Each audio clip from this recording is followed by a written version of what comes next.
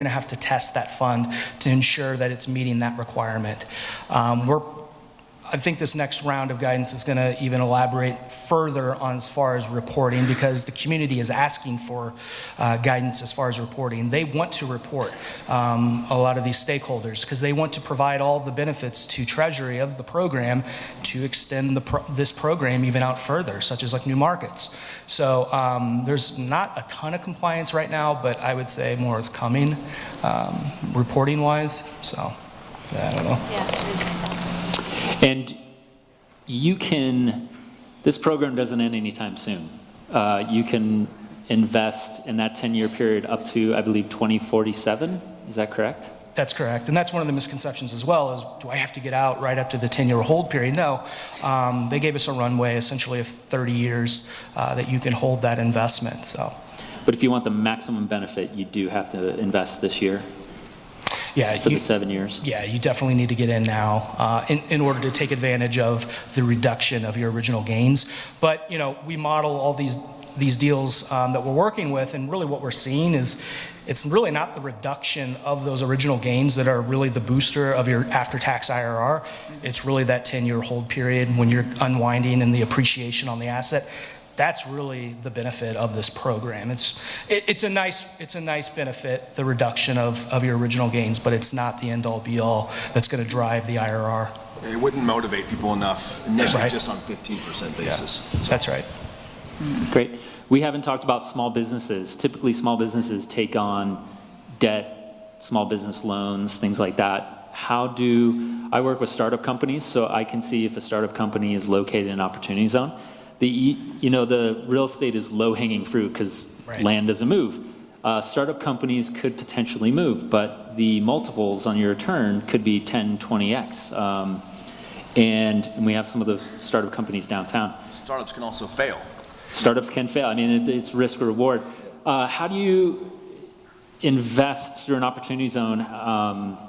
Let's just look at it from a business and a startup perspective. It's different from land, but it is same investment. So I would say the true intention of this program was for operating businesses, startup businesses. I mean, it was created by Sean Parker.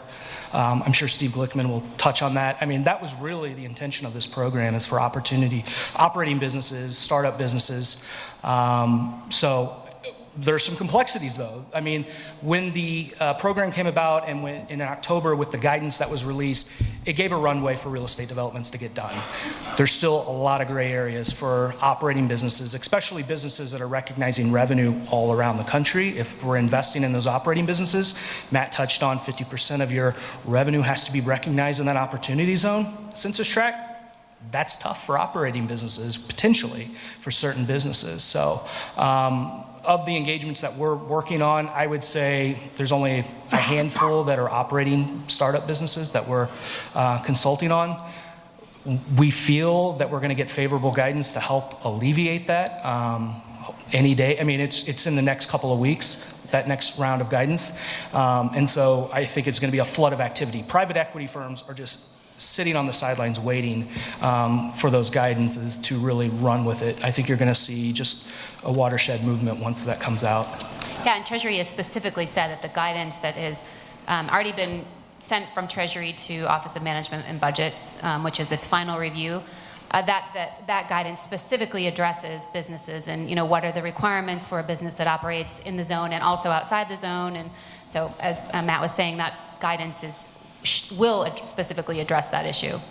Yeah, if you have a startup company that deals with e-commerce in some way, they need to find a way to recognize that revenue inside the zone, and then also hold their whatever intangible property they have, also put that inside the zone. If I am looking to invest in opportunity zones, or I'm a landowner, who do I need in my corner? Obviously all of you, everyone in this room. But really, I mean, you need an attorney, CPA, real estate agent, broker. Excellent. Developer. Okay, we'll open it up for questions. Is that? Yeah. Yeah. So let's open up some questions real quick. You have a couple minutes. What happens if you do not invest dollar for dollar? What are the consequences? Good question. What do you mean? If you don't, in my example, if you didn't take the whole $100 of gain and invest it, or? No.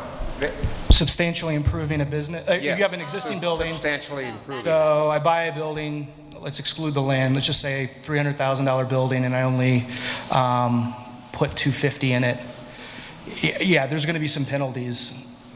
Yeah, well. It sounds like they're pretty substantial and aggressive. There was an error in drafting those penalties that were released as currently. I think it's like 5% of the fund's assets, because that wouldn't qualify as a qualified opportunity zone business at that point in time. So then there would be, at the fund level, there would be some penalties. I think it's 5% of the assets that the fund is holding, but monthly, I think it's like a monthly charge or something like that. I think it was a drafting error, and that's what they've said, and so we're going to get a correction on what that fee, that penalty looks like. But it's a good question. They added a 0 somewhere. Next question. The microphone, yes. So how many deals are actually using opportunity zones right now? Any? State, nationally? How many, Karen, maybe you know? Oh, I don't have a number, but Nationally? I've heard of deals. I couldn't count it. How many? I mean, so I would say the easy play right now is real estate. Predominantly what we're working with is, multifamily, hospitality, retail, office development. Yeah, there's deals closing. I mean, we have enough runway and enough guidance right now to close deals currently. Are there questions in some other areas that we're waiting for on some other developments? Yeah, but yeah, deals are closing for sure. Oh, I don't know. Yeah, it's quite a bit. So that's an important point. Even though the regs aren't done yet, you can set a fund up, start making deals. And I'll add this. I mean, working in historic tax credits and new market tax credits where there's always guidances and proposed regs, you're never going to get everything answered. If you're sitting on the sidelines waiting, I need this addressed, you're never going to get there. So sometimes you're going to have to trust your lawyers and accountants that they're looking on precedent and saying, well, this is the intention, we can maybe get a private letter ruling, or there's other avenues to do this. I mean, if you keep waiting for, because there's going to be more guidances after this. They're already saying there's like 2 more coming in the pipeline. So. And all the guidance that's been released is proposed. Right. So that means it's not binding law. Right. So it could change at any point. So, we're talking about the regulations up here as if they're in stone. They're not. They're proposed. And, once they were proposed, a lot of comments were submitted by folks asking for changes, asking for clarifications. And so they are subject to change. I predict they will not be final before 2026. Right. I would agree. I know the way the Treasury works. But so, I think Matt is completely right that people have to get okay with there's going to be some uncertainty. But this provision is really, my friends in Washington and my friends at Treasury tell me, the government's goal is really to make this as taxpayer friendly as possible. This was one of the really important key provisions of the Tax Cuts and Jobs Act, and according to, again, my friends at Treasury, that the administration hasn't quite seen the numbers and the economy that they wanted from a lot of the provisions that came out in the Tax Cuts and Jobs Act, and they're kind of putting all their eggs in this basket. So I would assume that almost most of the guidance or most of the regulations that are going to come out are going to be, as Matt keeps alluding to, taxpayer friendly. Hi. 2 questions. One, can you combine 1031 exchange funds with the opportunity zone funds as part of your capital stack? And 2, the income that you're accruing from the business over the course of time, is there any tax benefit there, or is that just regular income during those years that it's occurring? So the first one is the 1031 stack. You're going to run into an issue in December 31st, 2026.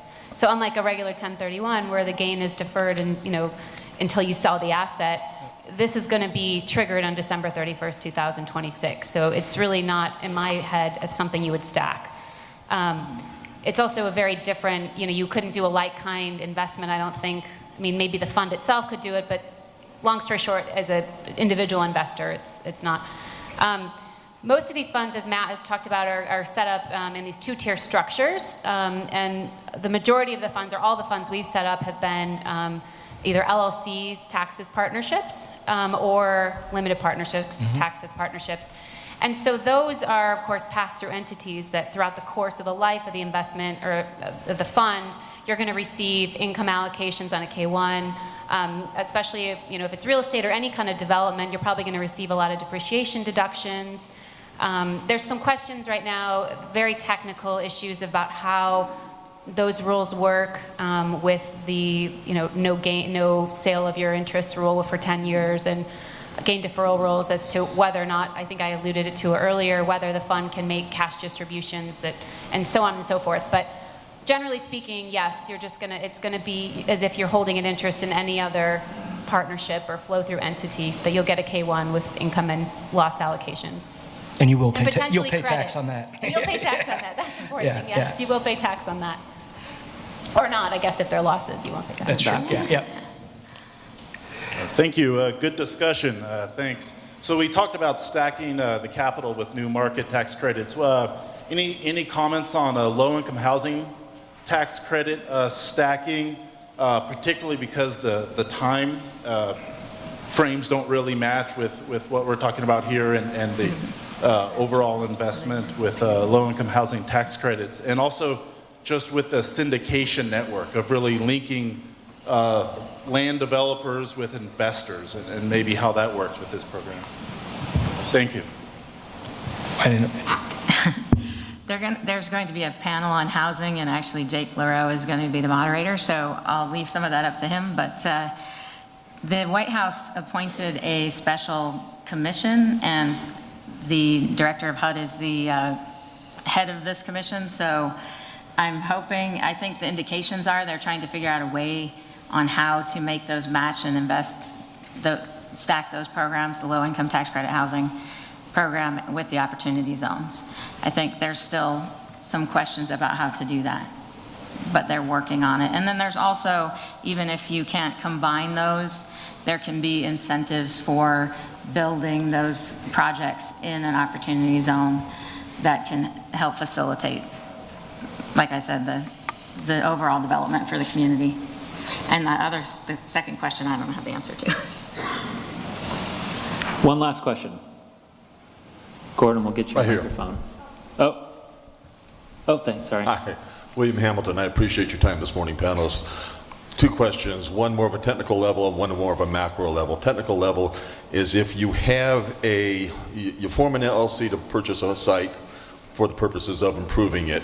As part of your team, you have equity investors. Is that equity team then, do they become the opportunity fund? We hear a lot about you have to invest with the opportunity fund. Does that equity team become the opportunity fund to derive the benefits? And then a second question is, on a more macro level, is the purpose of this so far, has it been to make marginal deals good, or is it more to make good deals better? Thank you. Either way. I can take the first part.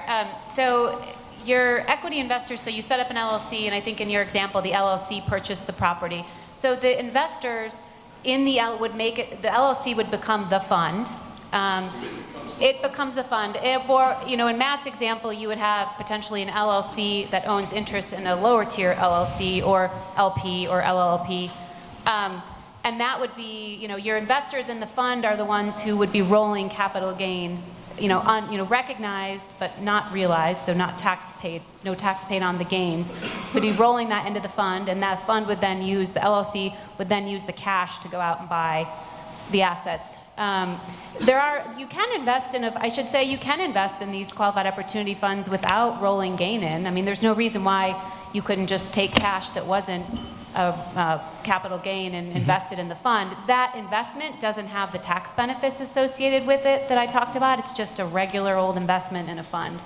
But generally speaking, I think that, did that answer your question? Sorry. Thank you. Thank you, panelists. This was awesome. Thank you guys so much.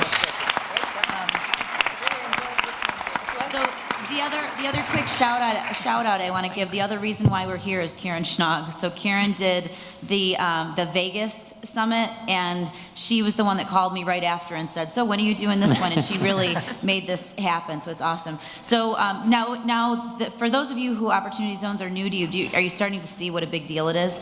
There's this learning curve that I see with everyone that I work with, and we're doing deals. Someone asked how many deals are doing. I'm with Access Partners. We're raising big funds right now. There's like this learning curve. At first, everyone thinks, oh my God, this is great. It's going to change the world. It's going to be so great. Then all of a sudden you learn the regs and you think, oh my God, this sucks. No one can do this. Then you get to the other side of that, I promise. And that's why we started with 101. Next one, we're going to do a more deep dive, and we'll have more time for questions again.